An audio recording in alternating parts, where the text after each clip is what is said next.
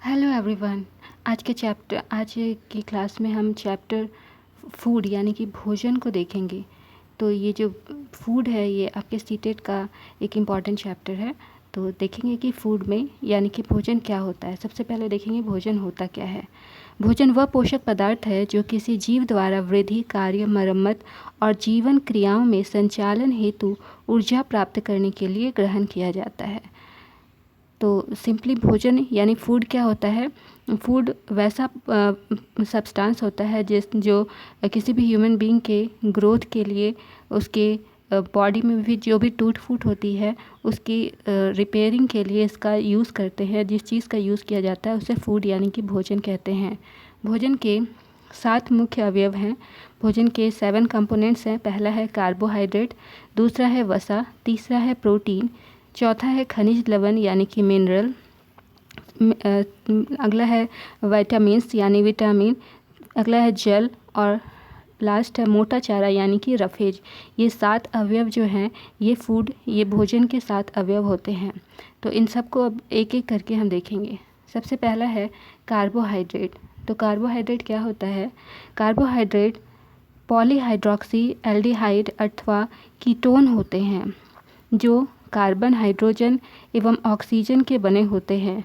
इसमें carbon, hydrogen एवं oxygen का अनुपात सामान्यतः 1:2:1 होता है। तो कार्बोहाइड्रेट पॉलीहाइड्रोक्सी एल्डिहाइड या फिर कीटोन होते हैं, जिसमें कि कार्बन, हाइड्रोजन और ऑक्सीजन का जो रेशियो है 1:2:1 होता है। कार्बोहाइड्रेट हमारे शरीर का लगभग 1% भाग बनाते हैं। तो 1% भाग हमारे बॉडी में कार्बोहाइड्रेट होता है।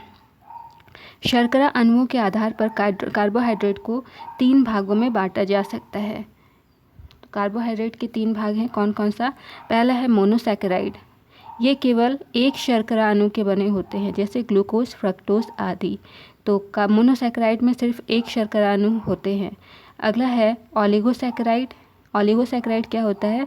इसमें 2 से 10 मोनोसैकेराइड इकाइयों के बहुलक होते हैं, यानी कि 2 या 2 से ज़्यादा यानी कि अधिकतम 10 मोनोसैकेराइड के कॉम्बिनेशन से ऑलिगोसैकेराइड बनता है। मोनोसैकेराइड इकाइयों की संख्या के अनुसार इन्हें डाइसैकेराइड, ट्राइसैकेराइड, टेट्रासैकेराइड आदि कहते हैं।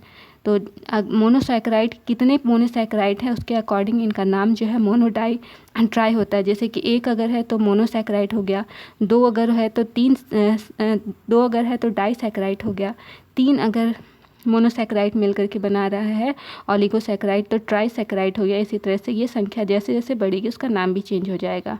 एग्जाम्पल दिया हुआ है सुक्रोज, माल्टोज, लैक्टोज आदि, ये सभी ऑलिगोसैकेराइड के एग्जाम्पल होते हैं। अगला है पॉलीसैकेराइड। पॉलीसैकेराइड क्या होते हैं। ये बहुत सारे मोनोसैकेराइड इकाइयों के ग्लाइकोसाइडिक बंधन द्वारा जुड़ने से बनते हैं जैसे सेल्यूलोज, स्टार्च, ग्लाइकोजन, काइटिन आदि।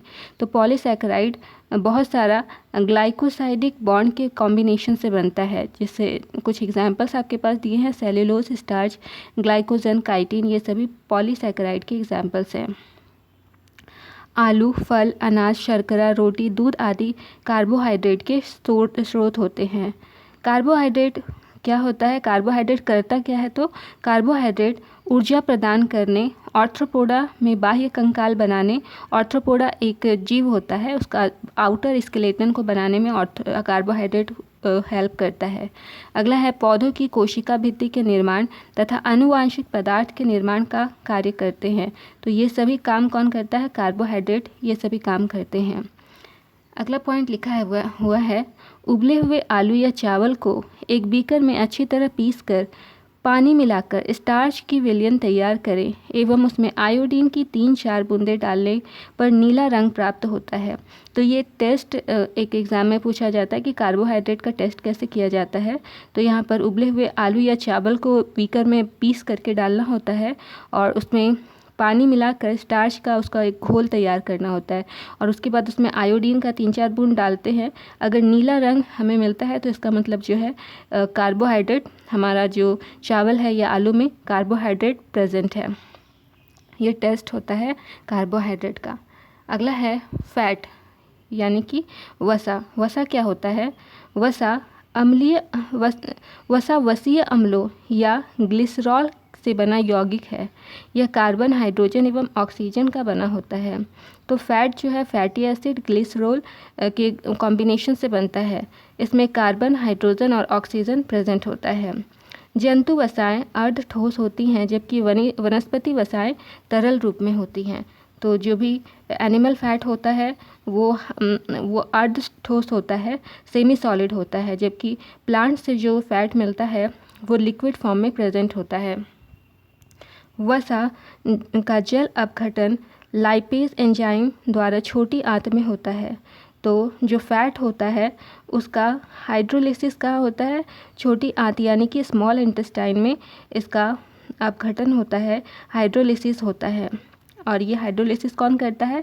लाइपेज नाम का एंजाइम प्रेजेंट होता है स्मॉल इंटेस्टाइन में, वही अपघटन यानी कि हाइड्रोलिसिस का काम करता है।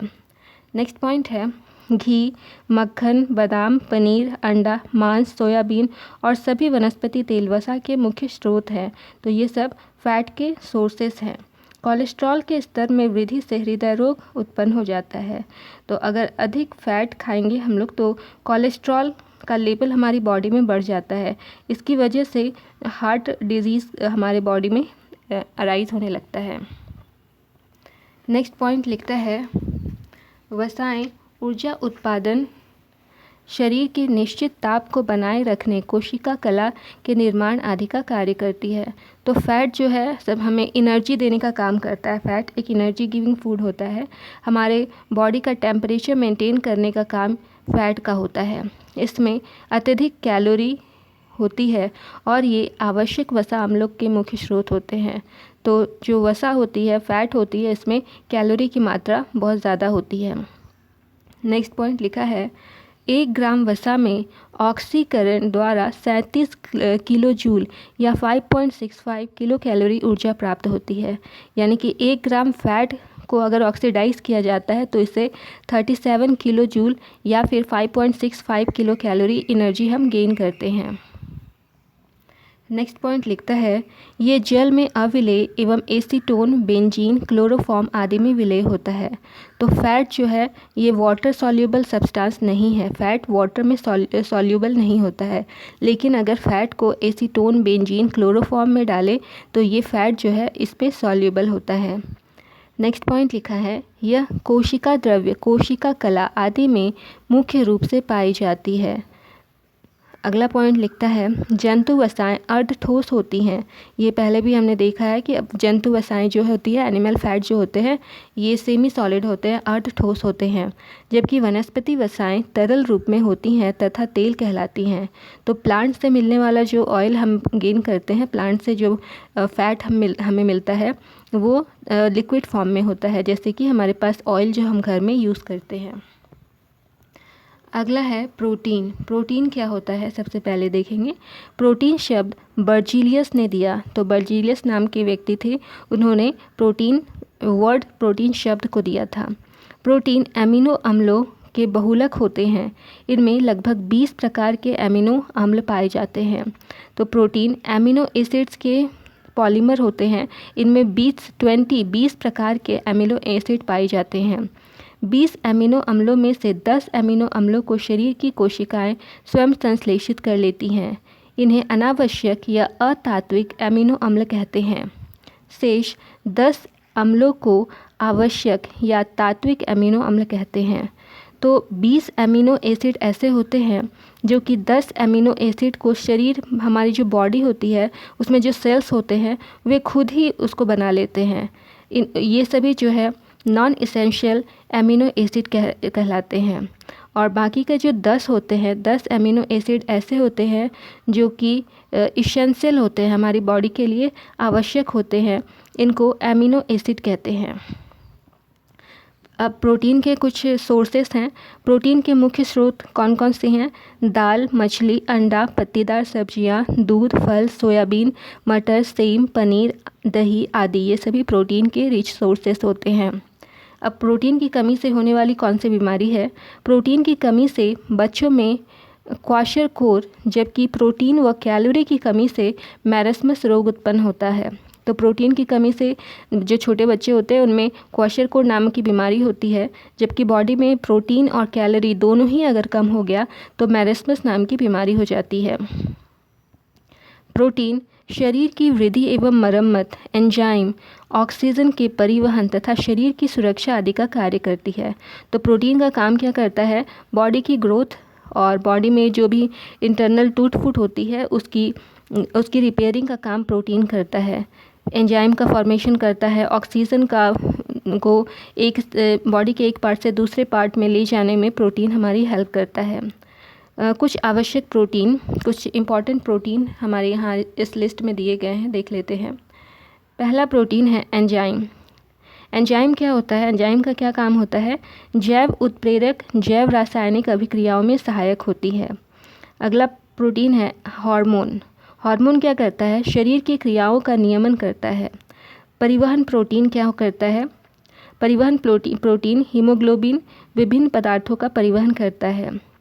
अगला प्रोटीन है संरचनात्मक प्रोटीन। ये क्या करते हैं? कोशिका एवं ऊतक निर्माण करते हैं। अगला प्रोटीन है रक्षात्मक प्रोटीन। इनका क्या काम है? ये संक्रमण से रक्षा करने में सहायक होते हैं। अगला प्रोटीन होता है संकुचन प्रोटीन। इनका काम क्या है? यह पेशी संकुचन एवं चलन हेतु उत्तरदायी होते हैं। कुछ एग्जाम्पल्स दिए गए हैं, मायोसिन, एक्टिन आदि, ये सभी एग्जाम्पल्स हैं। अब अगला हमारे पास में इम्पॉर्टेंट है खनिज लवण यानी कि मिनरल सॉल्ट्स। खनिज लवण क्या होते हैं? मिनरल सॉल्ट किसे कहते हैं? तो धातु, अधातु एवं उसके लवण खनिज लवण कहलाते हैं। तो मेटल, नॉन मेटल और उनके जो भी लवण होते हैं उन्हें हम खनिज लवण यानी कि मिनरल सॉल्ट कहते हैं। ये हमारे शरीर का लगभग 6.1% भाग बनाते हैं। तो हमारे बॉडी का 6.1% भाग कौन बनाता है? मिनरल सॉल्ट्स बनाते हैं। खनिज लवण शरीर के ऊतकों के निर्माण के लिए कच्चा पदार्थ है और एंजाइम तथा विटामिन के आवश्यक अंग है। तो मिनरल सॉल्ट क्या करते हैं? हमारे शरीर में जो टिश्यूज़ होते हैं उनके फॉर्मेशन के लिए ये रॉ सब्सटेंस का कार्य करते हैं और एंजाइम और विटामिन के ये इम्पॉर्टेंट पोर्शंस होते हैं, इम्पॉर्टेंट अंग होते हैं। खनिज लवण के 2 प्रकार होते हैं, यानी मिनरल सॉल्ट 2 प्रकार के होते हैं। कौन कौन सा? पहला है दीर्घ तत्व यानी कि मेजर एलिमेंट्स कौन है? तो इन तत्वों की शरीर को अधिक मात्रा में आवश्यकता होती है। तो जो मेजर एलिमेंट्स होते हैं इनकी बॉडी को बहुत ज़्यादा ज़रूरत होती है। कुछ एग्जांपल्स हैं मेजर एलिमेंट्स के यानी दीर्घ तत्व के। पहला है कैल्शियम, फॉस्फोरस, पोटेशियम, गंधक यानी सल्फर, सोडियम, क्लोरीन और मैग्नीशियम, ये सभी मेजर एलिमेंट्स यानी दीर्घ तत्व कहलाते हैं। अगला है खनिज लवण का सेकंड टाइप है अल्प तत्व यानी माइनर एलिमेंट। इन तत्वों की शरीर को बहुत कम मात्रा में आवश्यकता होती है, तो बॉडी को इसकी ज़रूरत बहुत कम होती है। एग्जाम्पल्स क्या क्या हैं हमारे पास में? आयोडीन, लौ यानी कि आयरन, कोबाल्ट, फ्लोरीन, मोलिब्डेनम और सेलेनियम आदि। तो ये सभी हमारे माइनर एलिमेंट्स हैं, इनकी बॉडी को बहुत कम मात्रा में ज़रूरत होती है। कुछ इसेंशियल मिनरल की हमारे पास में लिस्ट दी गई है, उनके स्रोत, उनका क्या क्या महत्व है, उनकी कमी से क्या होता है, देख लेते हैं एक बार। तो मेजर एलिमेंट्स हमारे पास में कौन से हैं? हमने अभी देखा कि 2 एलिमेंट्स होते हैं मिनरल के सॉल्ट के, एक मेजर एलिमेंट और दूसरा होता है माइनर एलिमेंट। तो मेजर एलिमेंट में हमारे पास में क्या क्या चीज़ें आती हैं? सबसे पहला है हमारे पास में कैल्शियम। कैल्शियम की हमारे बॉडी में 900 मिलीग्राम डेली हमारी बॉडी को ज़रूरत होती है। कैल्शियम के सोर्स कौन कौन से हैं? दूध, पनीर, हरी सब्ज़ी, फलियाँ, अनाज, ये सभी कैल्शियम के सोर्सेस हैं। कैल्शियम का महत्व क्या है? दांतों और हड्डियों की रचना, रुधिर स्कंदन, तंत्रिकाओं एवं पेशियों के कार्य के लिए कैल्शियम की आवश्यकता होती है। यानी दांतों और हड्डियों को मजबूत करने का काम कौन करता है? कैल्शियम करता है, इसलिए बॉडी को कैल्शियम की आवश्यकता होती है। अगर बॉडी में कैल्शियम की कमी होगी तो क्या होगा? दांत व हड्डियां दुर्बल, शरीर बुद्धि कुंठित, टिटैनी, ये सभी जो है हमारी बॉडी में अगर कैल्शियम की कमी होगी तो हमारी दांत हड्डी कमज़ोर हो जाएगी, हमारे शरीर का जो ग्रोथ है ये सब रुक जाएगा। अगला मेजर एलिमेंट है फॉस्फोरस। फॉस्फोरस की पर डे हमारी बॉडी में 900 मिलीग्राम फॉस्फोरस की ज़रूरत होती है। फॉस्फोरस की सोर्सेस हैं दूध, मांस, अनाज इत्यादि। फास्फोरस का काम क्या होता है, महत्व क्या है? दांतों और हड्डियों की रचना करता है। फास्फोरस दांतों और हड्डियों की रचना में सहायता करता है। अम्ल क्षार का संतुलन करता है। एटीपी, डीएनए, आरएनए आदि का ये घटक होता है। फास्फोरस की कमी से क्या होता है? दांत और हड्डियां दुर्बल हो जाती हैं, शरीर की वृद्धि और कार्य कुंठित हो जाती है। अगला मेजर एलिमेंट है गंधक यानी कि सल्फ़र। गंधक यानी कि सल्फ़र से क्या होता है? सल्फ़र के कौन कौन से सोर्सेस हैं? तो अंडे, मांस, पनीर, मछली, सेम, ये सभी सल्फ़र के सोर्सेस होते हैं। इनका काम क्या है? कई अमीनो अम्लों का कुछ हार्मोन एवं विटामिन का ये घटक होते हैं। अगला, इसकी कमी से क्या होता है? प्रोटीन की कमी तथा प्रोटीन उपापचय की गड़बड़ियाँ हो जाती है। अगला हमारे पास में मेजर एलिमेंट है पोटेशियम। पोटेशियम की हमारी बॉडी को 2 ग्राम पोटेशियम की पर डे ज़रूरत होती है। पोटेशियम के सोर्सेस हैं दूध, अनाज, फल, सब्जियां। इनका काम क्या है? अम्ल क्षार संतुलन करता है, जल संतुलन का काम करते हैं, तंत्रिकाओं की कार्य में सहायता करते हैं। इनकी कमी से क्या होता है? निम्न रक्तदाब यानी कि लो ब्लड प्रेशर हो जाता है, पेशियों में दुर्बलता आती है, अंगघात यानी कि पैरालिसिस नाम की बीमारी हो जाती है। अगला मेजर एलिमेंट है हमारे पास में क्लोरीन। क्लोरीन की हमारी बॉडी को 3.2 ग्राम पर डे आवश्यकता होती है। क्लोरीन कहाँ से मिलता है? तो खाने वाला नमक से हमें क्लोरीन की आवश्यकता हमारी बॉडी में पूरी हो जाती है। इसका महत्व क्या है? अम्ल क्षार संतुलन करता है, जठर रस का घटक है। इसकी कमी से क्या होता है? भूख की कमी हो जाती है, पेशियों में ऐंठन होने लगती है। अगला है सोडियम। सोडियम हमारी बॉडी को 1.5 ग्राम पर डे आवश्यकता होती है। सोडियम का सोर्स है खाने वाला नमक। इसका महत्व क्या है? अम्ल क्षार संतुलन करता है, जल संतुलन करता है और तंत्रिकाओं के कार्य में हेल्प करता है। इसकी कमी से निम्न रक्तचाप हो जाता है, भूख की कमी होती है, पेशियों में ऐंठन होता है। मैग्नीशियम। मैग्नीशियम हमारी बॉडी को 350 मिलीग्राम पर डे आवश्यकता होती है। मैग्नीशियम के सोर्सेस हैं अनाज, हरी सब्जियां। मैग्नीशियम का काम क्या है? तो ये ग्लाइकोलिसिस तथा एटीपी पर आश्रित कई उपापचयी अभिक्रियाओं के एंजाइम का सहघटक होता है। इसकी कमी से क्या होता है? उपापचयी अभिक्रियाओं की अनियमितताओं से विविध तंत्रों की, मुख्यतः तंत्रिका तंत्र की कार्य की प्रभावित होती है। ये सभी जो थे हमारे पास में मेजर एलिमेंट्स थे, calcium, phosphorus, sulphur, potassium, chlorine, sodium, magnesium. इन्हें हमने देखा। अब कुछ माइनर एलिमेंट्स हैं, उनको भी देख लेते हैं। तो माइनर एलिमेंट में हमारे पास में सबसे पहला है जिंक। जिंक की हमारी बॉडी को 15 मिलीग्राम पर डे आवश्यकता होती है। जिंक के सोर्सेस है अनाज, दूध, अंडे, मांस, समुद्री भोजन, ये सभी जिंक के सोर्सेस हैं। जिंक का काम क्या है? जल अपघटन अर्थात पाचन एंजाइम सहित अनेक एंजाइम का सहघटक होता है। जिंक की कमी से क्या होता है? कुंठित वृद्धि यानी कि ग्रोथ रुक जाती है, रक्त क्षीणता यानी कि अनीमिया हो जाती है, खुरदुरी त्वचा होती है, दुर्बल सुरक्षा तंत्र, जनन क्षमता का क्षय, ये सभी जिंक की कमी से होने वाले रोग हैं। अगला है लौह यानी कि आयरन। हमारी बॉडी को 12 milligram iron per day iron की आवश्यकता होती है। आयरन के सोर्सेस मांस, अंडे, फलियां, अनाज, हरी सब्जियां होती हैं। आयरन का काम क्या है? हीमोग्लोबिन तथा साइटोक्रोम एंजाइम का ये घटक होता है।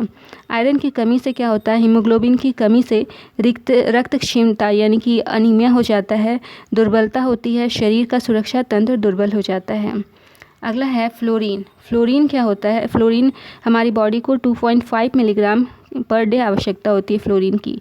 फ्लोरीन के सोर्सेस हैं पीने वाला जल, चाय, समुद्री भोजन, ये सभी फ्लोरीन के सोर्सेस होते हैं। इनका काम क्या है? हड्डियों और दांतों का रखरखाव करना। इनकी कमी से क्या होती है? दांतों की दुर्बलता होती है, अधिकता से फ्लोरोसिस रोग होता है जिसमें दांत जो है वो चितकबरे रंग के हो जाते हैं। अगला सोर्स है आयोडीन। आयोडीन हमारी बॉडी को 150 माइक्रोग्राम पर डे आवश्यकता होती है, मिली भी नहीं, माइक्रोग्राम की आवश्यकता होती है। आयोडीन के सोर्सेस है दूध, समुद्री भोजन, आयोडीन युक्त नमक। इनका काम क्या है? थायरॉक्सिन हार्मोन का महत्वपूर्ण घटक होता है ये। इसकी कमी से क्या होता है? घेंघा और जड़ मानवता नाम का रोग होता है। अगला एलिमेंट है हमारे पास में तांबा यानी कि कॉपर। इसकी ज़रूरत 2.0 मिलीग्राम होती है। इसके सोर्सेज कौन कौन से हैं? मांस, मेवा, फलियां, हरी सब्जियां, समुद्री भोजन, अंडे, मछली, ये सभी तांबा यानी कि कॉपर के सोर्सेस होते हैं। इनका काम क्या है? लौह उपापचय तथा संयोजी ऊतकों और रुधिर वाहिनियों के विकास हेतु यह आवश्यक है। इसकी कमी से रक्त क्षीणता, संयोजी ऊतकों और रुधिर वाहिनियों की दुर्बलता होती है। अगला है मैग्नीज। मैग्नीज की हमारे बॉडी को 3.5 मिलीग्राम पर डे आवश्यकता होती है।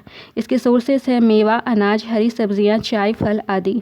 इसका काम है यूरिया संश्लेषण तथा फॉस्फेट समूह के स्थानांतरण से संबंधित अभिक्रियाओं के कुछ एंजाइमों का सहघटक ये होता है। इसकी कमी से उपास्थि, अस्थि तथा संयोजी ऊतकों की वृद्धि में अनियमितता होती है। अगला है कोबाल्ट। कोबाल्ट के सोर्सेस हैं दूध, पनीर, मांस आदि। कोबाल्ट का काम है विटामिन B12 का यह महत्वपूर्ण घटक होता है। कोबाल्ट की कमी से रक्त क्षीणता हो जाती है हमारी बॉडी में।